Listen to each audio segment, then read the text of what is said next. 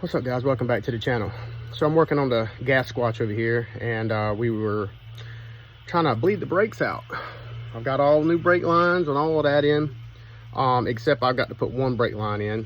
So I'm working on that right now. But so we were trying to bleed the brakes, see if we could get this thing to respond, and we run into a little bit of a problem. And see, I have completely reconditioned this entire mass cylinder, everything. I think everything was good. Everything checked out was clean. Brand new lines. You know, I cleaned everything up real good.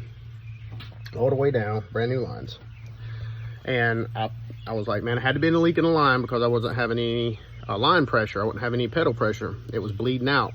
Truck didn't want to act like it didn't have any brakes. So I was like, okay, knowing that I have redone the entire front brake system, painted, new everything, entirely new system in the back, being a disc brake conversion. So anyway, I started troubleshooting everything. I was trying to bleed the brakes in the back. One side was bleeding fine, one side was just barely a trickle, and then all of a sudden neither side wanted to do anything. It was barely a trickle coming out. When you were trying to bleed it, it would, you know. So in that case, what you run into, guys, is on these old cars and trucks over a few years, the proportioning valves get stuck and get messed up.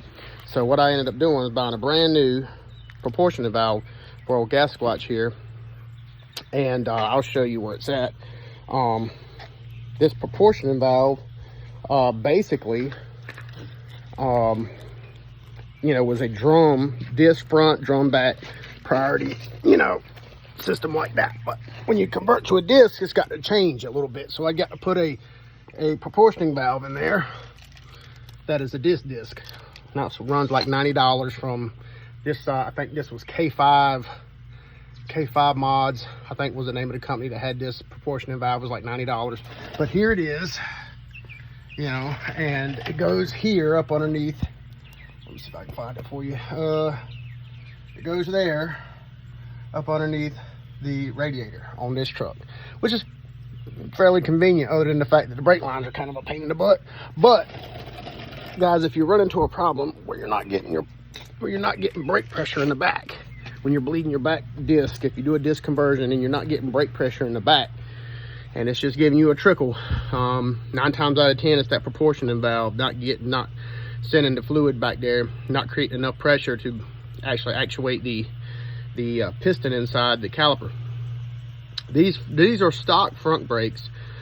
This truck had factory discs, single piston. I didn't want to convert them over to dual piston because of the cost.